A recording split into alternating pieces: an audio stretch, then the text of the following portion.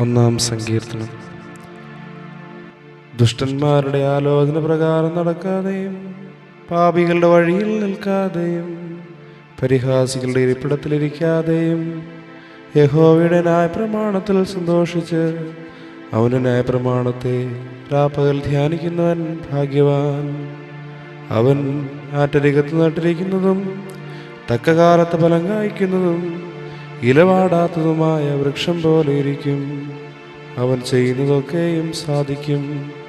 ദുഷ്ടന്മാർ അങ്ങനെയല്ല, അവർ കാറ്റുപാറ്റുന്ന പതിർ പോലെയത്രേ. ആകയാൽ ദുഷ്ടന്മാർ ന്യായവിസ്താരത്തിലും പാപികൾ നീതിമാന്മാരുടെ സഭയിലും നിവർന്നു നിൽക്കുകയില്ല. യഹോവ നീതിമാന്മാരുടെ വഴി അറിയുന്നു, ദുഷ്ടന്മാരുടെ വഴിയോ നാശകരമാകുന്നു.